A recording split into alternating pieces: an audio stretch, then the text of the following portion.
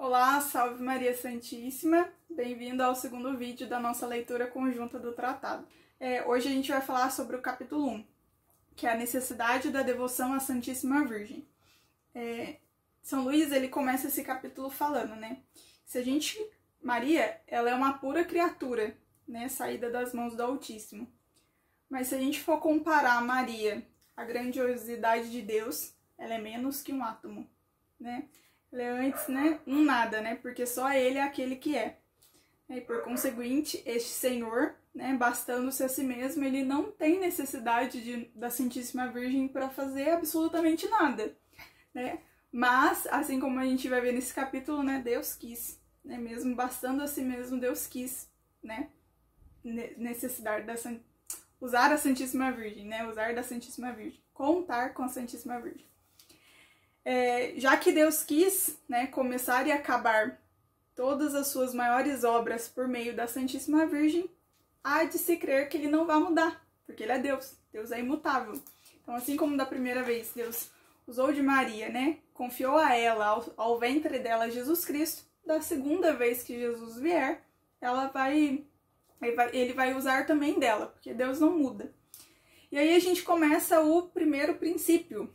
E, na minha opinião, esse é o princípio mais importante, porque a partir dele, todas as outras partes começam a fazer sentido. O primeiro princípio é, Deus quis servir-se de Maria na encarnação.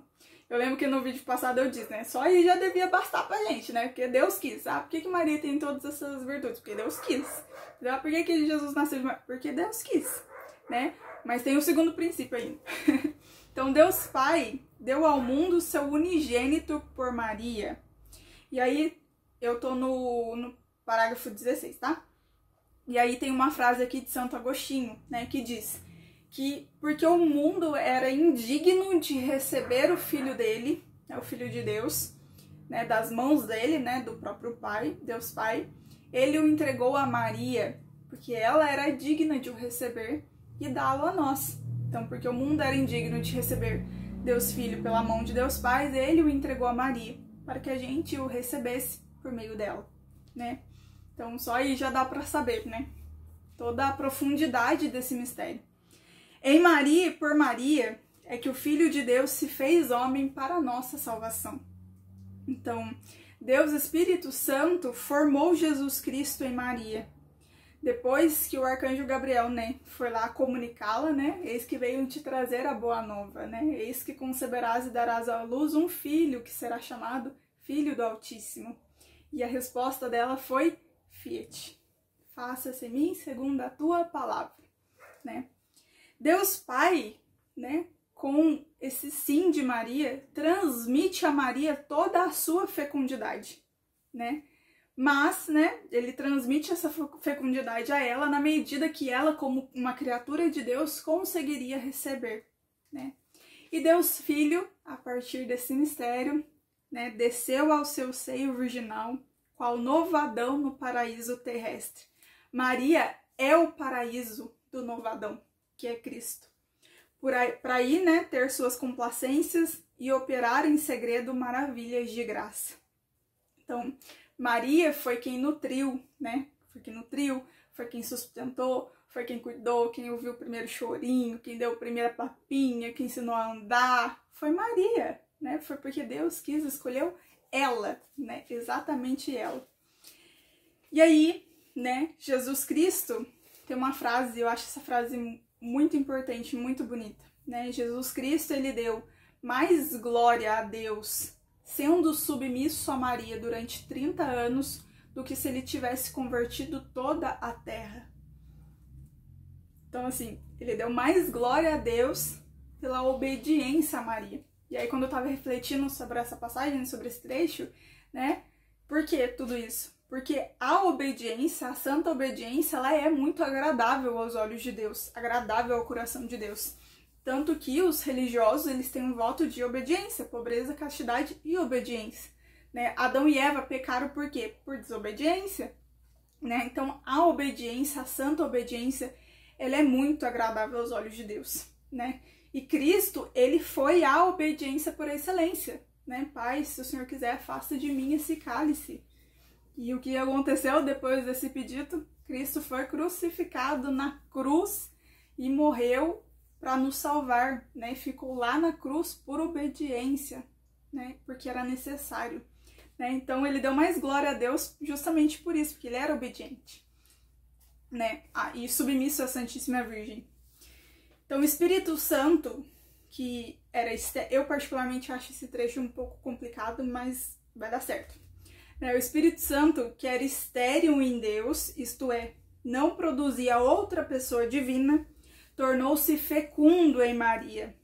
É com ela, nela e dela que ele produziu sua obra-prima, um Deus feito homem, e que produz todos os dias, até o fim do mundo, os predestinados e os membros do corpo deste chefe adorável. Quanto mais em uma alma ele encontra Maria, sua querida e inseparável esposa, mais operante e poderoso se torna para produzir Jesus Cristo nessa alma. E aí essa primeira parte, né, que ele diz que o Espírito Santo era estéril, né, ele vai explicar, né, não se quer dizer com isto que a Santíssima Virgem dê a fecundidade ao Espírito Santo. Não, né, ele é Deus, é como se ele não tivesse. Não, ele tinha fecundidade, né. Sendo Deus, ele possui a fecundidade ou a capacidade de produzir, como Deus Pai e Deus Filho. Não a reduz, porém, à ação, e não gera outra pessoa divina. O que se quer dizer é que o Espírito Santo, por intermédio da Virgem, da qual se quis servir, se bem que não lhe fosse necessariamente, né, absolutamente necessário, reduziu ao ato a sua fecundidade, né, produzindo nela e por ela Jesus Cristo e seus membros. Então, ele, querendo, né, se fazer, né, que Maria fosse necessária, reduziu ao ato, né, o verbo se fez carne, né, se tornou o ato, né, a Jesus Cristo. E isso, o próprio São Luís já vai dizer que isso é um grande mistério de graça. Então, por mais que a gente tente entender por que Deus quis, né, qual que foi a vontade de Deus, por que foi ela e não outra, Deus quis, isso é um mistério de graça, né? Principalmente porque Deus é aquele que conhece profundamente a Santíssima Virgem, né? O coração dela. E a gente começa também o segundo princípio, né, agora, né? Que é Deus quer servir-se de Maria na santificação das almas. Então, primeiro Deus quis que fosse Maria e não a Joaquina, que fosse Maria e não a Isabel. Deus quis que fosse Maria. Ele predestinou-a, ele escolheu, né? Então, um bicho aqui, peraí. Ele predestinou-a, ele a escolheu, né? E o segundo princípio é Deus quer servir-se dela, né, na santificação das almas.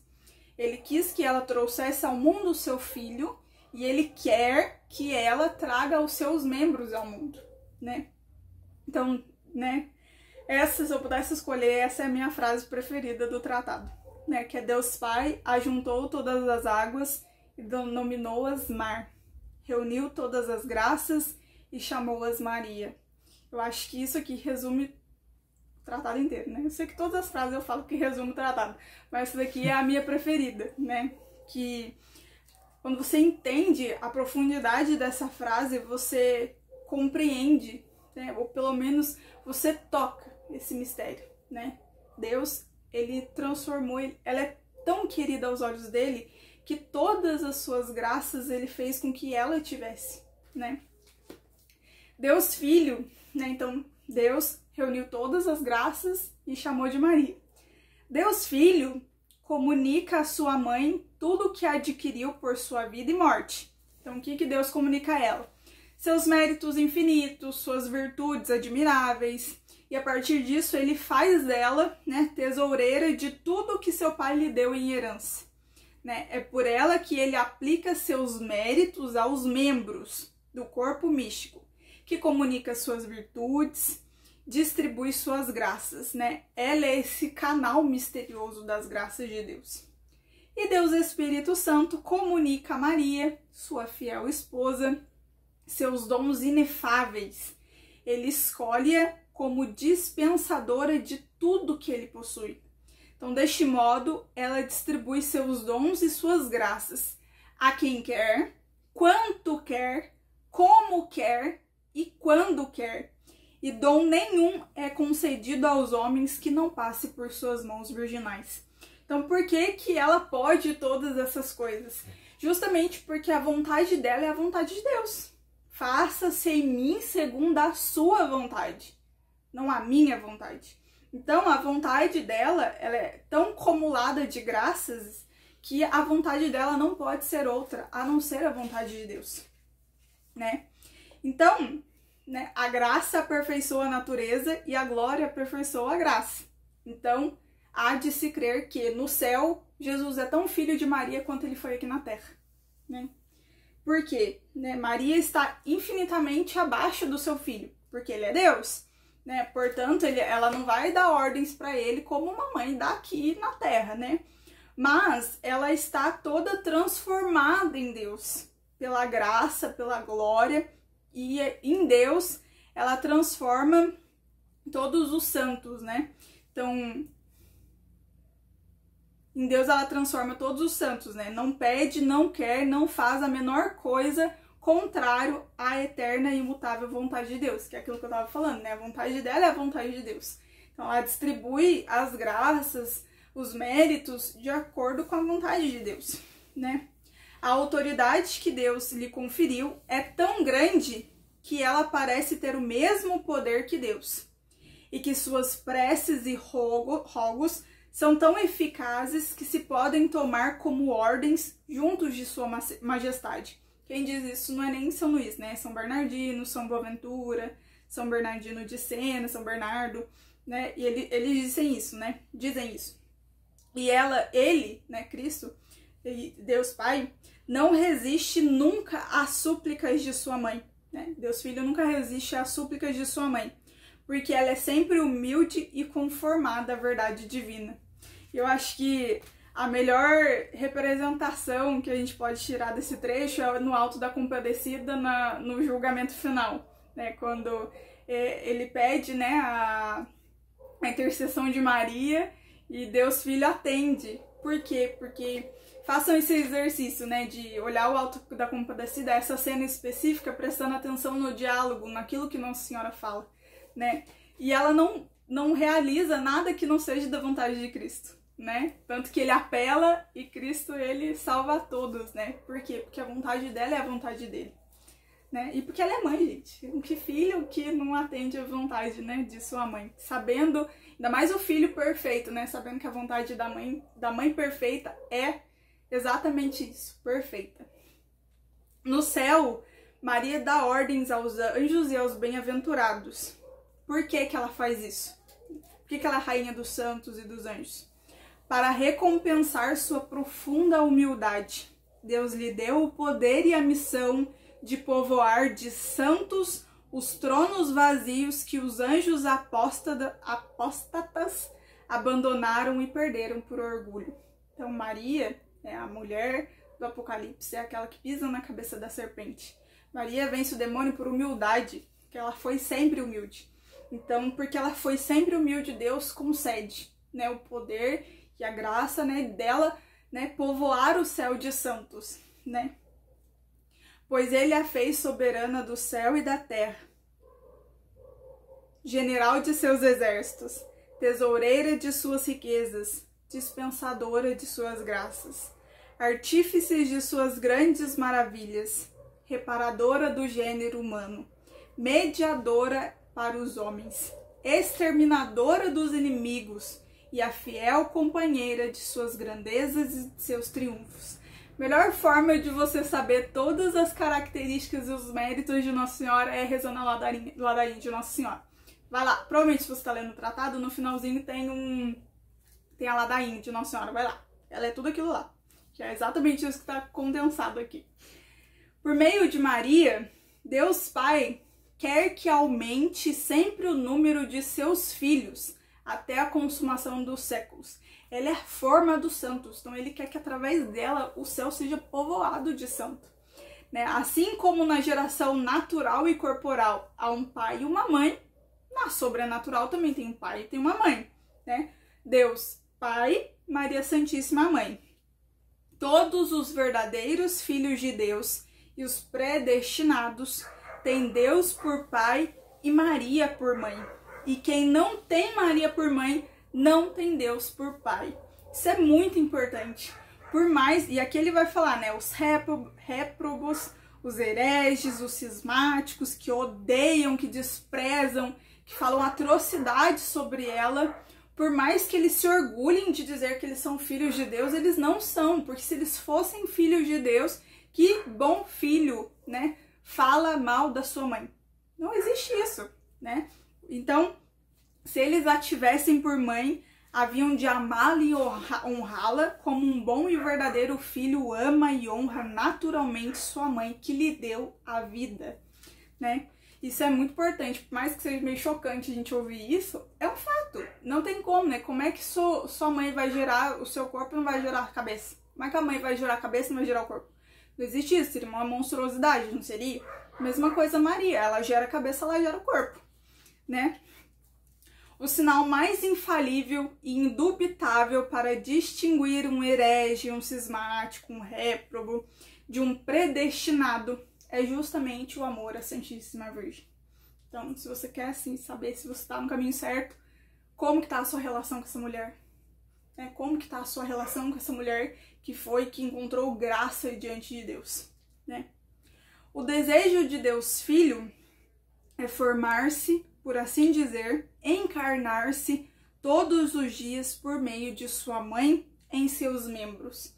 Então, olha que importante isso, olha o desejo de Deus Filho, né? É formar-se, é encarnar-se nos membros da sua igreja através dessa mãe perfeita, dessa mãe puríssima, né? E aqui tem uma fala, né, como se Jesus dizendo, né? Serei o pai e o advogado de uns, o justo vingador para outros, o juiz de todos. Mas vós, minha querida mãe, só tereis por herança e possessão os predestinados figurados por Israel. Como sua boa mãe, vós lhes dareis a vida, os nutrireis, educareis, e como sua soberana os conduzireis, governareis e defendereis. Um grande número de homens nasceu dela, diz o Espírito Santo, né? O primeiro homem nascido em Maria é o homem-Deus, né? Jesus Cristo. O segundo é o homem puro, filho de Deus, e de Maria por adoção. Então não há mãe, né, que aqui vai dizer o que eu disse para vocês, né? Não há mãe que gere a cabeça e que dê a luz à cabeça e não dê a luz aos seus membros. Isso seria uma monstruosidade na natureza, né? É vontade, né, de Deus Espírito Santo que nela e por ela se formem eleitos. E aqui como se fosse o próprio Espírito falando, né? Minha bem-amada e minha esperança, lance meus eleitos as raízes de todas as virtudes, a fim de que eles cresçam de virtude em virtude, de graça em graça. Tive tanta complacência em ti quando vivias na terra, praticando as mais sublimes virtudes, que desejo ainda encontrar-te sobre a terra, sem que deixes de estar no céu. Reproduze-te, portanto, em meus eleitos, que eu veja neles com complacência as raízes de... Aqui presta atenção que isso aqui é tudo virtude que você precisa ter, ó. Tua fé invencível, tua humildade profunda, que você não, que eu e você também, né? Que isso aqui também é um monte de coisa que falta em mim também. Tua fé invencível, tua humildade profunda, tua mortificação universal, tua oração sublime, tua caridade ardente, tua firmíssima esperança e todas as tuas virtudes. Quando você achar, não sabe o que eu faço para ser um bom filho de Deus, você volta aqui, é o artigo 34, parágrafo 34 do tratado. É isso aqui que você precisa ter, ó. Fé inabalável, mortificação, oração sublime. Se você for mulher, você vai lá em capítulos de Provérbios 31, tem um monte também de qualidade que você precisa ter lá. Se você for mulher, você vai lá, você lê tudo aquilo lá, você tenta ser a mulher virtuosa de Provérbios, e aí você volta aqui que você precisa ser isso aqui também, entendeu? Por quê? Porque isso tudo é o que são os eleitos de Deus, né? E a gente quer ir pra onde? A gente quer ir pro céu, então a gente precisa disso tudo aqui. E acabou a frase? Não acabou a frase ainda. Eis sempre a minha esposa, é sempre a minha esposa tão fiel, tão pura, tão fecunda como nunca. Que tua fé me dê fiéis, que tua pureza me dê virgens, que tua fecundidade me dê eleitos e templos. Quando Maria lança suas raízes em uma alma, maravilhas de graça se produzem, que só elas pode produzir, pois é a única virgem fecunda, que não teve jamais, nem terá semelhante em pureza e fecundidade. A formação, e aqui para acabar, né, esse artigo, né, no finalzinho vai dizer, né, a formação e educação dos grandes santos que aparecerão no fim do mundo lhe está reservada, pois só esta Virgem singular e milagrosa pode produzir, em união com o Espírito Santo, as obras singulares e extraordinárias. Quando o Espírito Santo, seu esposo, a encontra numa alma, ele se apodera dessa alma, penetra-a com toda a plenitude, comunicando-se-lhe abundantemente e na medida que lhe concede sua esposa. E uma das razões porque hoje em dia o Espírito Santo não opera nas almas maravilhas retumbantes e não encontrar ele uma união bastante forte entre as almas e sua esposa fiel e inseparável. E para a gente compreender essa última frase, eu vou voltar naquele conselho que eu disse, né? De rezar o terço. O segundo conselho foi o quê? Olhar a vida dos santos. E aqui eu vou dar apenas um único exemplo dos milhares que eu poderia dar. São Padre Pio. Olha todas as coisas extraordinárias que aquele homem santo fez. E ele fez tudo com o rosário na mão. Agora a gente vai falar do artigo 2, que são as consequências. A primeira consequência é: Maria é a rainha dos corações. Então Maria recebeu de Deus um grande domínio sobre as almas dos eleitos. Para que esse domínio? Para nutrir essas almas, para educar essas almas, para formar essas almas, para transformar essas almas no molde perfeito do seu Filho Jesus Cristo. E por que ela recebeu esse domínio, né, dessas almas, o direito dessas almas? Por graça singular do Altíssimo, né, de Deus. E esta graça que lhe deu autoridade sobre o Filho único e natural de Deus, e foi concedida também aos seus membros, né, aos filhos adotivos, né, que Cristo conquistou na cruz. Então Maria é a rainha do céu e da terra pela graça, porque Jesus é o rei por natureza e conquista, né, ele conquistou na cruz. O reino da Santíssima Virgem está principalmente no interior dos corações, né? No interior do homem, na alma do homem. E é principalmente nas almas que ela é mais glorificada com seu Filho. Portanto, né, ela é a rainha dos corações. A segunda consequência é que Maria é necessária aos homens para chegarem ao seu fim último.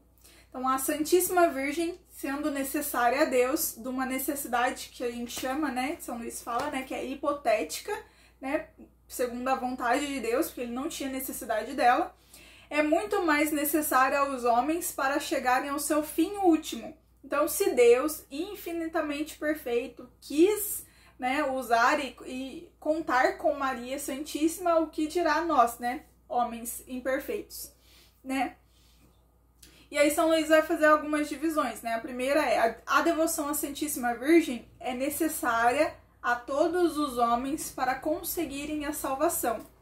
Então, ela é, assim, muitos santos, né, ele vai falar, né, que vários santos dizem que essa devoção, né, à Santíssima Virgem é necessária à salvação e que é um sinal infalível de condenação não ter estima e amor à Santíssima Virgem, né? O quanto é sério essa devoção, né? Ser devoto de Maria.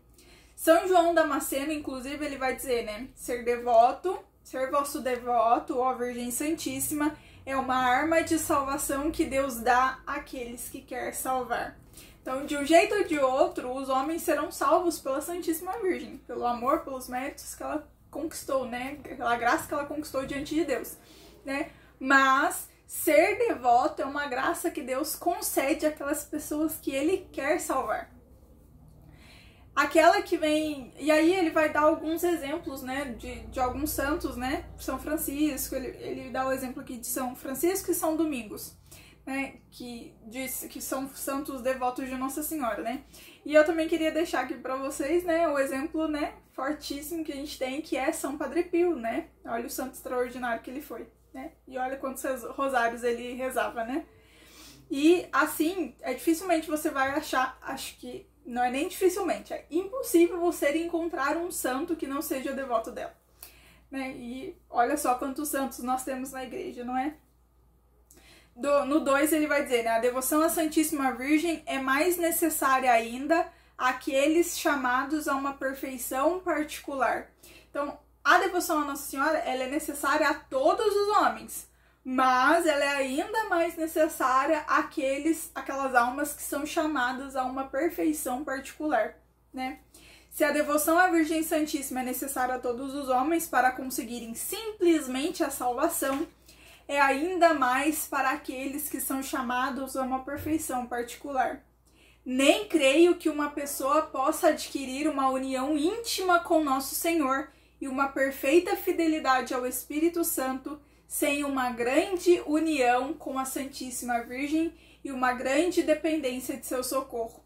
E justamente porque ela foi ela estava, né, intimamente unida às vontades de Deus, né? Então, para as pessoas alcançarem essa perfeição particular, elas precisam ser intimamente unidas a Maria Santíssima. Só Maria achou graça diante de Deus, sem o auxílio de qualquer outra criatura. E através dela, né, a partir dela, as pessoas só encontram graça diante de Deus por meio dela, né? Jesus é em toda parte e sempre o fruto e o filho de Maria. E Maria é em toda parte a verdadeira árvore que dá o fruto da vida e a verdadeira mãe que o produz, né? Então, assim como a gente falava, né, nos artigos, né, Jesus no céu é tão filho de Maria quanto ele foi aqui na terra. E assim como ele quis realizar grandes obras pela intercessão e por meio dela, então a gente pode ver quando Cristo estava na barriga, né, no ventre de Maria, Isabel só avistou a Santíssima Virgem e João Batista foi santificado no ventre dela, né? Assim que sua voz chegou aos meus ouvidos, a criança estremeceu de alegria no meu ventre, né? E na Bíblia vai dizer, né, São João Batista foi santificado só de avistar a criança, né? Só de Isabel avistar a Virgem Maria, né? E depois nós temos também as bodas de Caná, onde Maria, super solista com aqueles noivos que tinham acabado o vinho naquele casamento, ia ser uma grande vergonha, ela vai com todo o jeitinho ali pedir, né, pra Jesus. E ele diz, né, mãe, minha hora não chegou, né, mulher, minha hora não chegou. E aí ela vira, né, pros servos e diz, fazei tudo o que ele vos disser. E eu gosto muito de imaginar nesse trecho o olhar da Santíssima Virgem a Jesus nesse trecho. Então, assim, né, ele já não tem mais vinho. Mulher, minha hora não chegou. Fazei tudo o que ele vos disser, né? Quão intimidade eles tinham que Maria Santíssima deu a ordem aos servos só olhando os olhos de Cristo, né? Então, assim, eles eram intimamente unidos, né? Eram mãe e filho. Se a gente pode dizer que uma mãe aqui na Terra, né, sua mãe tinha uma intimidade com você na barriga, né, que sua irmã grávida, sua prima grávida, né, a gente sabe o quanto a maternidade tem essa união, o que a gente não vai dizer do filho perfeito e da mãe perfeita, não é mesmo? Então, os mais santos, as almas mais ricas em graça e em virtude, serão as mais assíduas em rogar a Santíssima Virgem, né? Então, assim, as almas que Deus quer salvar, lembre-se sempre disso. Essas grandes almas cheias de graça e de zelo serão escolhidas em contraposição aos inimigos de Deus, né? E elas serão especialmente devotas à Santíssima Virgem, esclarecidas por sua luz, alimentadas do seu leite, conduzidas por seu espírito, sustentadas por seu braço e guardadas sob sua proteção, de tal modo que combaterão com uma das mãos e edificarão com a outra. Por suas palavras e por seu exemplo, arrastarão todo o mundo à verdadeira devoção, e isto lhes há de atrair inimigos sem conta, mas também vitórias inumeráveis e glória para o único Deus. É como a gente dizia nos primeiros vídeos, né? É difícil ler o tratado, é difícil se consagrar, se entregar à Santíssima Virgem, mas as graças que nós recebemos fazendo isso são abundantes também. Né? E aqui ele vai dizer, né, a devoção à Santíssima Virgem será especialmente necessária nos últimos tempos, né? qual será o papel de Maria nos últimos tempos? Então, por meio de Maria, começou a salvação. Na segunda vinda de Cristo, né, Deus há de usar, né, Deus não muda. Então, vai ser consumada também, né, por Maria. Na primeira vinda de Jesus, Maria quase não apareceu, para que, né, as pessoas que estavam menos instruídas, né, não corressem o risco de desviar o seu olhar de Cristo, né, que era o verbo que estava se encarnando. E dessa segunda vez isso não vai acontecer, porque as pessoas, o Espírito Santo já foi derramado no Pentecoste, então as pessoas têm razão, elas conseguem tocar em alguns mistérios de Cristo. Então, logo, a aparição, né, a forma como ela virá será diferente, né? Ela será conhecida de todos. Na segunda vinda de Jesus Cristo, Maria deverá ser conhecida e revelada pelo Espírito Santo, a fim de que por ela seja Jesus conhecido, amado e servido, pois já não subsistem as razões que levaram o Espírito Santo a ocultar a sua esposa durante a vida e a revelá-la só pouco depois da pregação do Evangelho.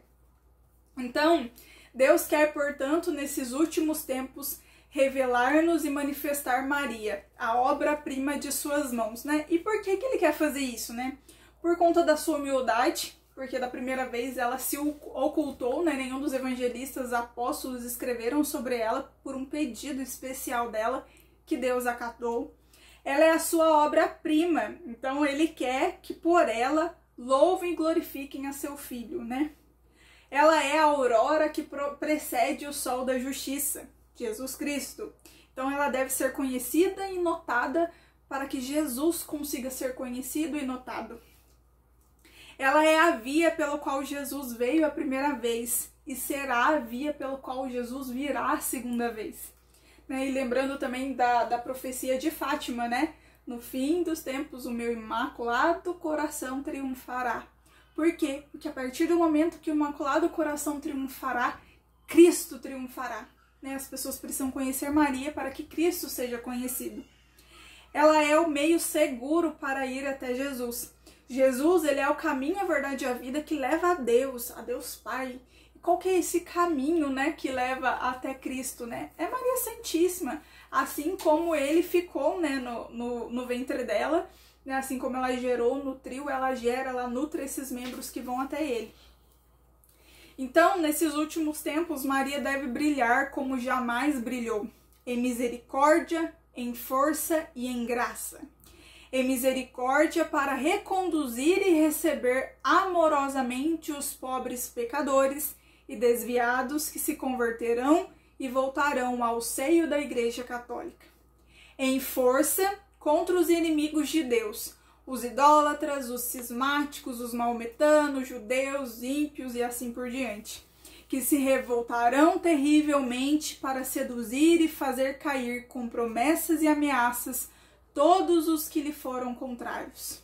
Devem, enfim, resplandecer em graça para animar e sustentar os valentes soldados e fiéis de Jesus Cristo que pugnarão por seus interesses. Maria deve ser, enfim, terrível para o terrível, tava lendo muito bem, né? Aí engasguei aqui. Maria deve ser, enfim, terrível para o demônio, como um exército em linha de batalha.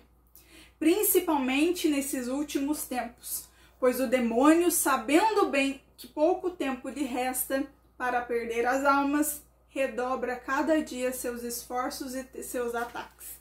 E aí é só você fazer uma pequena busca aí no Google, né? Pesquisa a situação dos cristãos, dos católicos em alguns países do mundo e você vai ver o quanto esses ataques estão cada vez mais ferozes e, digo mais, cada vez mais próximos da gente, né? Porque uma coisa é a gente vê cristão morrendo lá no Oriente, lá em, né, lugares bem longes, que sempre morreram aos milhares. E aí, se você, né, parar um pouco para refletir, você sabe que tudo isso, né, que São Luís está falando aqui em 1000 e bolinha, tá chegando cada vez mais perto de nós. E como nós estamos nos fortalecendo para fazer parte, né, desse exército dessa Imaculada. E aqui ele vai dizer, né, por que isso acontece, né? Porém, inimizade entre ti e a mulher, entre a tua posteridade e a posteridade dela. Né? Ela te pisará a cabeça e tu armarás traições ao seu calcanhar. E aqui São Luís vai dizer, né, que toda a revelação, né, que é as Sagradas Escrituras, Deus apenas colocou uma inimizade. A única inimizade que Deus estabeleceu é entre a mulher, a descendência dela e o inimigo de Deus, né? E aí a inimizade entre Maria, sua digna mãe, e o demônio, entre os filhos e servos da Santíssima Virgem e os filhos e sequazes de Lúcifer. De modo que Maria é a mais terrível inimiga que Deus armou contra o demônio. Não que a ira, o ódio de Deus, o poder de Deus sejam infinitamente maiores, né? Logicamente que o poder de Deus é infinitamente maior. E por que ele se usa dessa mulher? Por causa de uma palavrinha-chave. E essa palavrinha é humildade. Primeiro porque Satanás, que é uma pessoa orgulhosa, Satanás, que é orgulhoso, sofre, né, muito por ser vencido por essa serva, essa escrava de Deus, né? Segundo, porque Deus concedeu a Maria tão grande poder sobre os demônios, a confessar pela boca dos possessos, né? Maria Santíssima infunde-lhes maior temor com um só de seus suspiros por uma alma do que as orações de todos os santos, né? O que Lúcifer perdeu por orgulho, Maria ganhou por humildade. O que Eva condenou e perdeu pela desobediência, salvou Maria pela obediência. Deus não pôs somente inimizade, mas inimizades, e não somente entre Maria e o demônio, mas também entre a sua posteridade e a posteridade dele, né? Então, o poder de Maria sobre todos os demônios há de patentear-se com mais intensidades nos últimos tempos. E quem será essa descendência de Maria, né?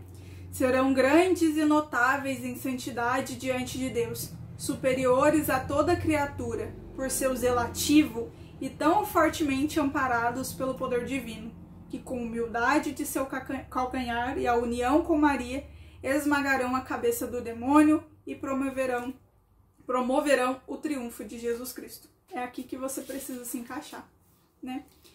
E aqui ele vai dizer os apóstolos dos últimos tempos, né? Deus quer finalmente que sua Mãe Santíssima seja agora mais conhecida, né? Com o auxílio do Espírito Santo, a prática interior e a perfeita, né, que ele vai ensinar no tratado, e a observarem com fidelidade, verão então claramente, quando lhe permite a fé, esta bela estrela do mar, que é o porto que leva, né, essa estrela do mar que leva até o porto seguro, que é Deus. E por fim ele termina, né, esse capítulo dizendo, né, quem serão esses servidores, esses apóstolos dos últimos tempos? Quem serão esses escravos de Maria? Serão ministros do Senhor, ardendo em chamas abrasadoras, que lançarão por toda parte o fogo do divino amor. Flechas agudas nas mãos de Maria, toda poderosa, pronta a transpassar seus inimigos. Levarão o ouro do amor no coração, o incenso da oração no espírito e a mirra da mortificação no corpo, e que serão em toda parte para os pobres e os pequenos o bom odor de Jesus Cristo, e para os grandes, os ricos e os orgulhosos do mundo um odor repugnante de morte. Serão nuvens trovejantes esvoaçando pelo ar, ao menor sopro do Espírito Santo, que, sem apegar-se a coisa alguma, nem admirar-se de nada, nem preocupar-se, derramarão a chuva da palavra de Deus e da vida eterna. Então, é aqui que Deus quer que você se encaixe, né? Que você seja um desses apóstolos dos últimos tempos. Então, sabemos, enfim, que os verdadeiros discípulos de Jesus Cristo, andando nas pegadas de sua pobreza e humildade, do desprezo do mundo e caridade, ensinando o caminho estreito de Deus na pura verdade, conforme o Santo Evangelho, e não pelas máximas do mundo, sem se preocupar, nem fazer acepção de pessoa alguma, sem poupar, escutar ou temer nenhum mortal, por poderoso que seja. Terão na boca a espada de 2 gumes, que é a palavra de Deus. Em seus ombros ostentarão o estandarte ensanguentado da cruz. Na direita o crucifixo, na esquerda o rosário. No coração os nomes sagrados de Jesus e de Maria. E em toda a sua conduta, a modéstia e a mortificação de Jesus Cristo. É isso que eu desejo que você seja. Põe tua mão, minha rainha, põe tua mão antes da minha. Salve Maria Santíssima.